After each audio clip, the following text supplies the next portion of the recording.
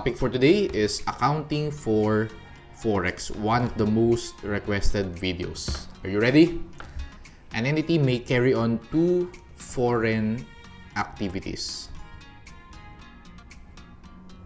Number one is transactions in foreign currencies.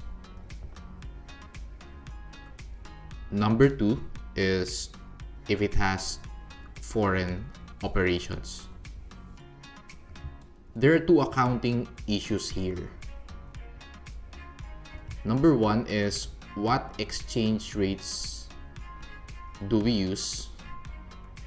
And number two is how to report the changes in foreign currency. Okay?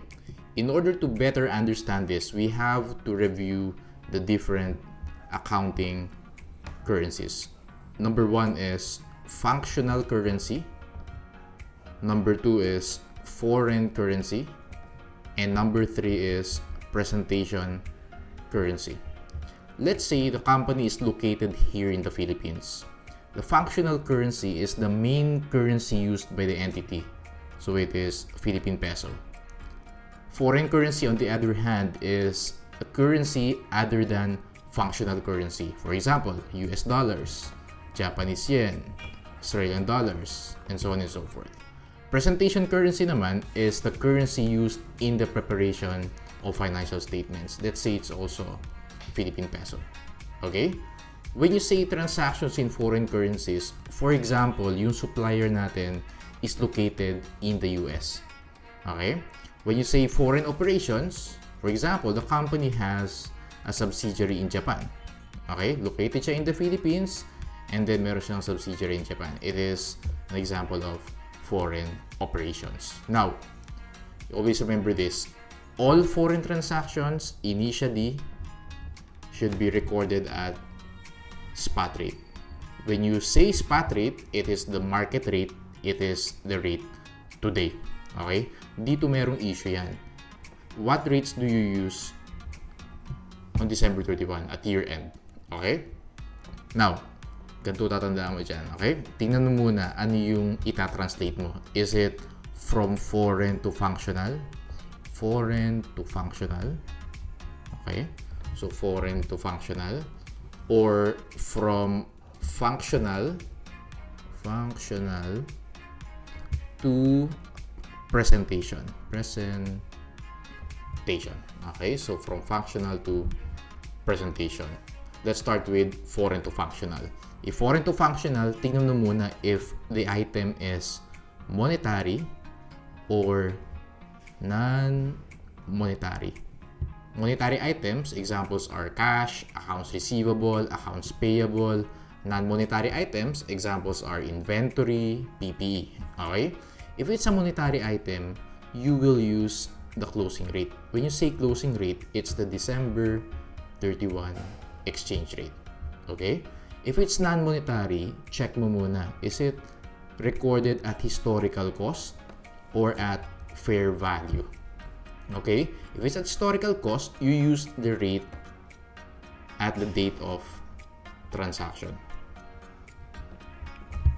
Okay? If it's at fair value, you use the date when the fair value is determined. Okay? Now, all the changes for monetary and non-monetary, ibig sabihin yung difference between the initial measurement and the year-end measurement, all the changes will be charged to the P&L or income statement. Gets? Okay, so that's foreign to functional. Now, sir, paano naman if functional to presentation? Check mo muna if the item is a balance sheet item or an income statement item. Okay? If it's a balance sheet item, meron siyang assets, liabilities, or equity. Okay? If it's an asset, you use closing rate, December 31. If it's a liability, you also use closing rate. Okay? If it's an equity, tingnan mo yung components yan. Let's say, dalawa yung components, common stock and retained earnings. If it's common stock, you use the date of transaction, usually kung kailan in-incorporate. Okay? And then if it's retained earnings, pwede mong gamitin dito yung average rate. Alright? If it's an income statement account, actually, may hierarchy yan. First is, if kaya mong ma-determine yung date of transaction, yun yung gagamitin mo. Pero if hindi, you can use the average rate. Okay? Just same thing na kung ano yung ginamit mo for retained earnings. Now, all the changes here, ibig sabihin, the difference between the initial recognition and the year-end measurement, all the changes, you charge to other comprehensive income. We call it the Foreign Currency Translation Adjustment, or FCTA. The nature of this account is, this is an equity account. This is an other comprehensive income, okay? Equity account. Alright, gets? Okay. Let's go to our exercises for today.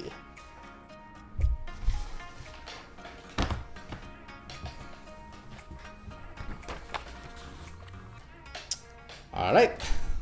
Okay, so let's go to problem number 1. Ayan. First question is, what amount will affect the profit or loss in 2019? Second is, what amount will affect the profit or loss in 2020? Alright. So let's read.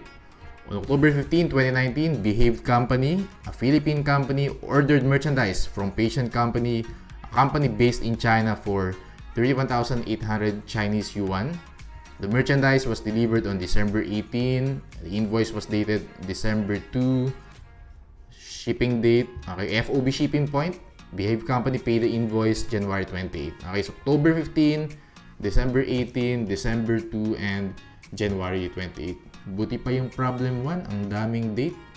Samantala ako, Friday night, gumagawa ako ng Mr. Accounting video. Siyempre para sa inyo. Iba talaga pag behave ka. Basta galingan nyo ha, lahat ng subscribers ng Mr. Accounting, papasa ng CPA boards. Alright, spot rates for CNY on the respective dates were, given tayo ng different dates. So ganito gagawin natin dyan. First thing that you have to do is, i-determine mo muna, is this a buyer or seller? So, Behave Company, a Philippine company, ordered merchandise, right? Ibig sabihin dito, buyer siya. Tama? If it's a buyer, meron siyang accounts payable in the books. Ang gawin natin dito, i-journalize natin para mas clear sa inyo. Alright? Now, alin yung critical na dates dito? Delivered December 18. The date of the invoice is December 2. That's also the shipping date. Okay? Because this is FOB shipping point, nagkaroon ng transfer in ownership nung December 2. Am I right? If it's FOB destination, December 18 yung gagamitin natin. Let's do the journal entries. December 2. Ano yung spot rate or exchange rate for December 2? It's 7.62. Okay? Get your calculators. 31,800 times 7.62. 31.8 times 7.62. 242,316. Okay, 242,316. Debit inventory. Credit accounts payable. Right? 242,316. Okay, gets? Next date. Okay. Yung next na relevant na date for us is 12/31. Okay? December 31, it's 7.23. Okay, now, from 7.62, bumaba siya, naging 7.23. So, let's compute the difference. 7.62 minus 7.23. Okay. This is 0.39. Okay. Times 31,800. 12,402. But before that, tingnan mo muna pala. So, yung inventory is a non-monetary item. Tama ba? The accounts payable naman is a monetary item. So, if you look at this, sinulat ko kanina, if it's monetary, use the closing rate, which is December 31. If it's non-monetary, inventory is measured at cost, date of transaction. It means, i-measure mo pa din siya same rate as you use for December 2. Gets ba? So, ang i-measure lang natin here is the accounts payable because accounts payable is a monetary item, right? What do you use? The closing rate, which is December 31. Okay? Ulitin natin yung computation. 7.62 minus 7.23 times 31,800, okay, times 31,800, you get here 12,402. Now, the question is, sir, ano yung 12,402 na yan? Is it a gain or loss? That's why I mentioned earlier, alamin mo muna if it's a buyer or seller. Because you're a buyer, you have an accounts payable in the books. Initially, ang babayaran mo is at 7.62, pero bumaba siya, naging 7.23. So, you have a lower cash outflow. It means you have a gain. Tama? Debit accounts payable, credit gain. We got here 12,402. 12,402. Yung gain na yan, tama ba? We record this or we charge this to P&L. Okay? What amount will affect the profit or loss in 2019? Answer is 12,402 gain. Okay, so be careful na lang if it's a gain or loss. Basta tingnan mo lang, is it a buyer or seller? So since buyer tayo, bumaba yung rate, we pay less. It means it's a gain in our books. Okay? Now, let's move on to year 2020, which is actually yung settlement date, January 28. January 28. What is our journal entry? The Behave Company paid the invoice on January 28, 2020. The spot rate on January 28 is 7.32. So, from 7.23, tumaas ka naman 7.32. So, let's see. As of December 31, how much is our accounts payable? You can compute 31,800 times the December 31 rate is 7.23 times 7.23. It's 229,914. Okay? Debit accounts payable, since babayaran na natin siya with debit accounts payable, 229,914. Okay, 229,914. And then, credit cash. How much is our credit to cash? It's at 7.32, right? Okay, so 31,800 times 7.32, we get here 232,776. Credit cash, 232,776. The difference is, let's compute the difference. 232,776 less 229,914 minus 229,914. This is 2,862, right? So this is a loss. Debit loss, 2,862. Make sense ba na loss siya?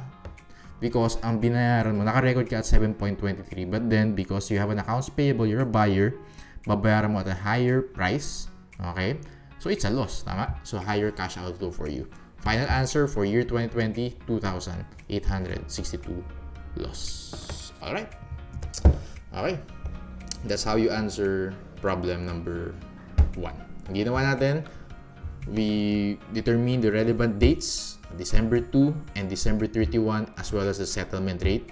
Tingnan na natin, increase ba or decrease in the exchange rates, and then we determine if it's a gain or loss. Okay? Let's go to problem number 2. Ayan. Actually, 2 problems ang ginawa ko for foreign to functional, and then 1 problem for functional to presentation. Alright? For problem number 2, huwag na tayong mag-journal entry dito. So, ano lang gawin natin? Diretsong compute na lang gagawin natin dito. Okay? Questions. What amount will affect profit or loss in 2019? What amount will affect profit or loss in 2020? So, same questions lang siya as problem number 1. Okay, let's read. On June 26, 2019, misunderstood company, a Philippine company, sold goods on account to Britain Corp for 50,320 pounds.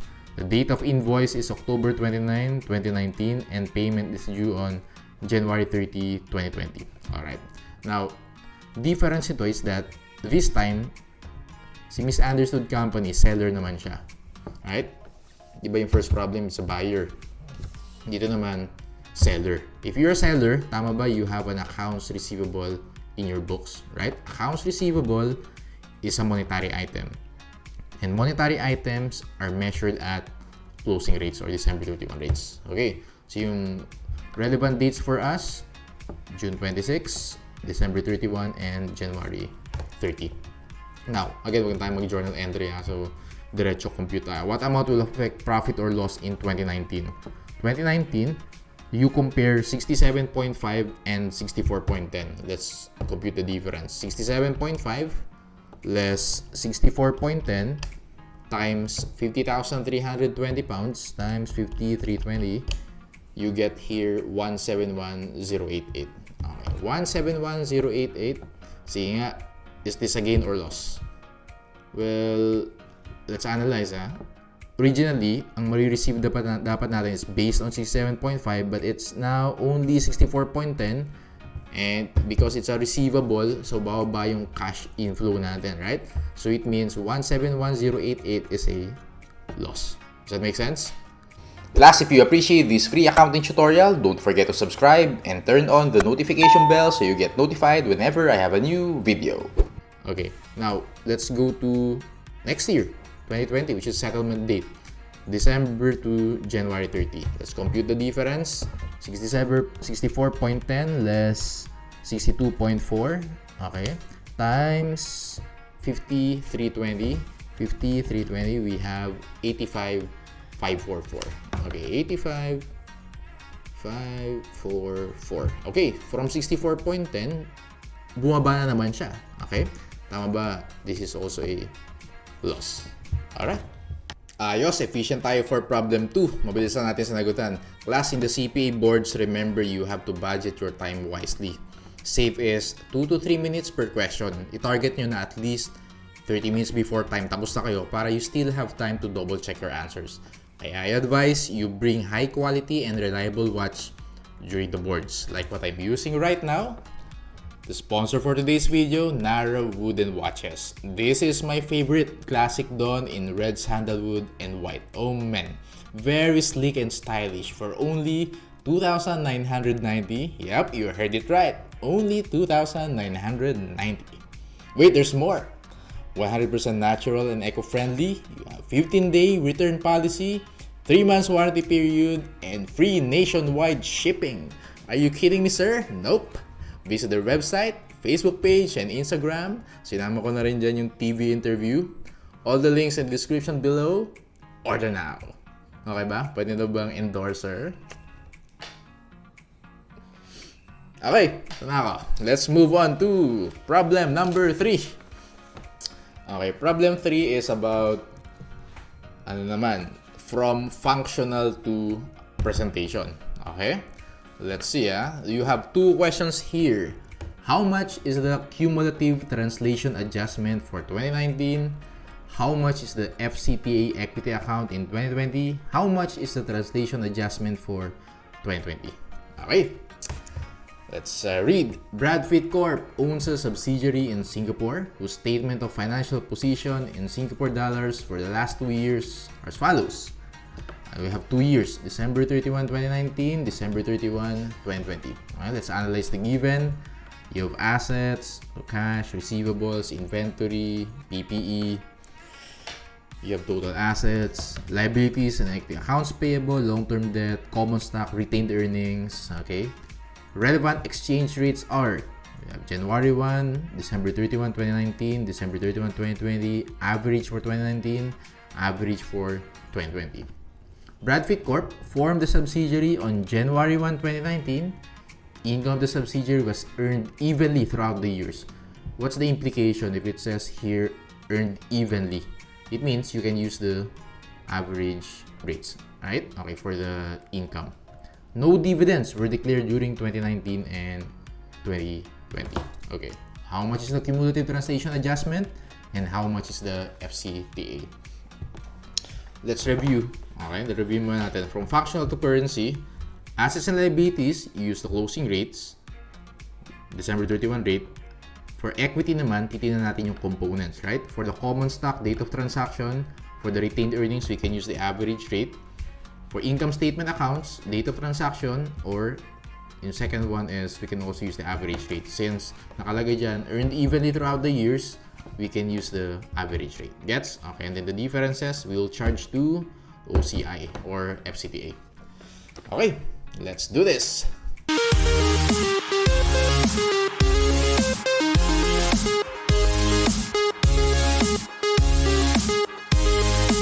Let's start with year 2019. Okay.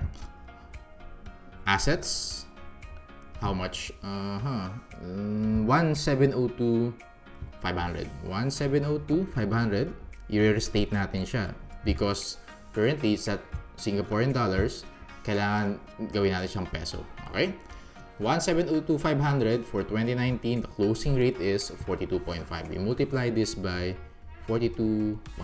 Okay, 1,702,500 times 42.5. 72,356,250. Okay, 72,356,250. Gets? Alright, next is liabilities. Okay. Oh, may two liabilities sa accounts payable and long-term debt. Computing natin yung total. 165,000 plus 967,500. You get here 1,132,500. 1,132,500. Let's also compute for year 2020. Okay? 225,000 for the accounts payable. 225,000 plus 855,000 for the long-term debt. We have 1,080,000. Okay? For liabilities, 1,080,000. Okay. Let's continue. Liabs. We get here 1,132,500. 1,132,500. We multiply this by the same rate, 42.5 closing rate for 2019. Let's compute. 1,132,500 times 42.5. We get 48,131,250. 48,131,250. Lagyan natin ng parenthesis. Okay? Para ibig sabihin din yung credit. Okay, assets, liabilities, let's go to equity. For equity, you have common stock and retained earnings. Common stock, which amounts to 345,000. 345,000. According to the problem, na-form daw yung subsidiary on January 1 to 2019.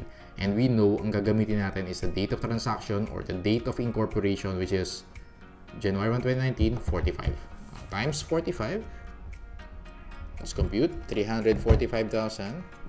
345,000 times 45. We get 15,525,000. 15 parenthesis pa rin because it is a credit. 525,000. Alright. Last one is retained earnings. Okay. Retained earnings. We have here 225,000. Okay, 225,000. Times, what's the average rate for 2019? It's 43.75. 43.75. Let's compute. 225,000 times 43.75. We get here 9,843,750. 9,843,750. Okay. So basically, na-translate na natin yung assets, liabilities, and equity. Obviously, hindi yan magbabalance, right? Because we use different rates for this. Ang gagawin mo dyan, kukompute mo lahat ng debit and credit. Well, for this one, yung assets na natin, yun yung debit natin, right? And then for the credit side, tingnan natin. Compute natin liabilities, 48,131,250. And then, common stock, 15,525,000. Retained earnings, 9,843,750. We get here 73.5 million. Total credits, 73.5 million. Compare nga natin. So, we have here yung credit natin. Credit, 73.5. And we know because this is a balance sheet, dapat balance siya. This is our debit and this is our credit. Obviously, mas mataas yung credit natin. How do you balance this? Kailangan madagdagan yung debit natin. By how much? With the difference. 73.5 million. Right?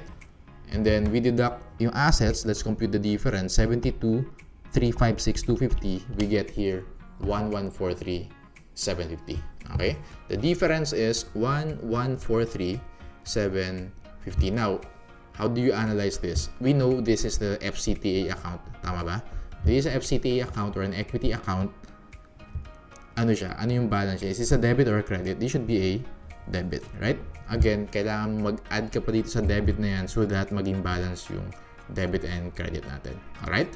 So, as of the end of 2019, FCTA account natin is 1,143,750. Actually, that's the answer for letter A. Okay? Lagay natin dito. How much is the cumulative translation adjustment? 1,143,750. Debit. Okay, this is a debit. Alright. Guys, before we move on to year 2, I want to thank you for supporting this channel. We have officially surpassed the 1,000 subscriber mark. And to commemorate this, nagpagawa ko ng Mr. Accounting shirt. Gusto nyo makita, no? Pakita ko sa inyo. Ayan. Mr. Accounting Shirt. Ganda na. Hindi naman sa pagmamayabang class pero ang taas ng demand sa Mr. Accounting Shirt. Nagpa-print ako 5 pieces. In 5 minutes, ubos agad. Yung 3, napunta sa mga kapatid ko. Yung isa sa tatay ko. Yung isa, suot ko ngayon. Okay. Ayan, nasa ako. Let's continue. Let's go to year 2020. Year 2020. Same. Gagawin natin. Okay? Tatranslate din natin yung year 2020. Let's start with assets. Okay, how much? 1,717,500. Ayan, 1,717,500. We use the closing rate. December 31, 2020, that's 47.5. Okay, multiply. 47.5. This is equal to 1,717,500 times 47.5. 81,581,250. Okay. 81,581,250. Okay. And then next is liabilities. Okay, wait lang, wala nang ink. Okay, liabilities. How much? Liabilities 1,080,000. 1,080,000. We multiply this by same closing rate 47.5. This is equal to 1,080,000 times 47.5, 51.3 million. 51.3 million. Again, sa parenthesis. Okay, it means it's a credit. Equity. Common stock.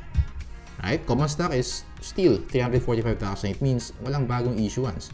345,000. We use the same rate. Actually, what we used for 2019 is 45.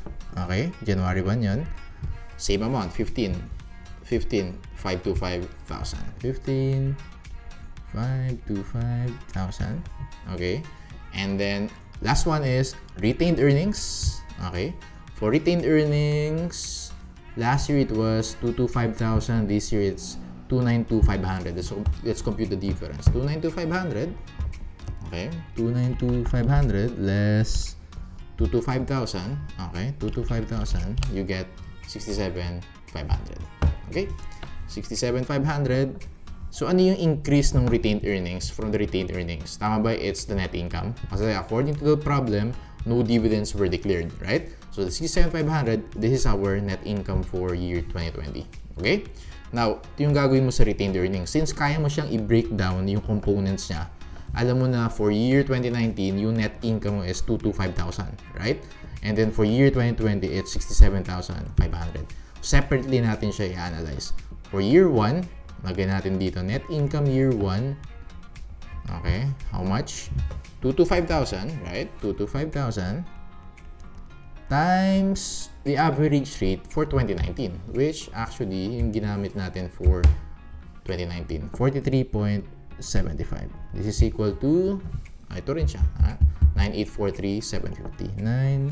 9,843,750. So, credit, right? And the net income year 2, which we computed earlier, 67,500. 67,500 times 67,500. Let's multiply. Ano pala yung average for 2020? It's 45. Okay, it's already given. Times 45. Let's see. 67,500 times 45. 30,37,500. Okay, 30,37,500. Tama ba? This is your debit, yung assets mo, right? And then lahat to, these are your credits. Now, we have to compute the total credits. Total credits, how much? Computein natin. 51.3 million plus 15,525,000 plus 9,843,750 plus 30,37,500 79,706,250. Basically, I added these four. Okay, total credits 79,706,250. This is your debit, right? And this is your credit. What's the difference? Bitin natin yung difference. 79,706,250, your credit. And then your debit is 81,581,250. Okay. 1,875,000. Difference between the debit and the credits is 1,875,000. Now, Yung 1,875,000, ano siya? Is this a debit or a credit? Well, kailangan natin i-balance, tama? Mas mababa yung credit natin. So, meaning, your FCTA account as of end of 2020 should be a credit of 1,875,000. Gets? Okay. Let's go to question B. How much is the FCTA equity account in 2020? Yung answer mo dun should be 1,875,000. Okay? 1,875,000. And don't forget that this is a credit. Okay? Again, why is it a credit? Because kailangan i-balance mo siya. Mas mataas yung debit mo, your assets, so dapat you have to increase your credit side, right? That's why kailangan mo mag-add ng 1,875,000. Ngayon, ito yung trick dito. How much is the translation adjustment? Okay, when you say translation adjustment, what is your journal entry? Okay, don't forget that last year, 2019, meron tayong 1143750 na debit na FCTA. And we know we have to arrive at this ending balance 1,875,000. Now, ano yung entry mo daw para maging yung debit mo here mag-end up at 1,875,000 na credit? Tama ba i-add natin yan? Tama? So 1,143,750.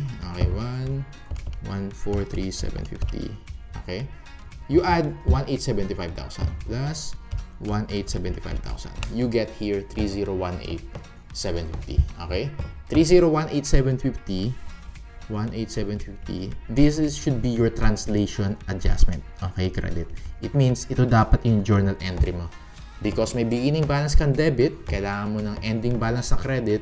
It means kailangan mo ng entry na 3,018,750 na credit. Okay? So to recap for question B, how much is the FCTA equity account or what is the ending balance of your FCTA? Answer is 1,875,000 credit. How much is the translation adjustment for 2020?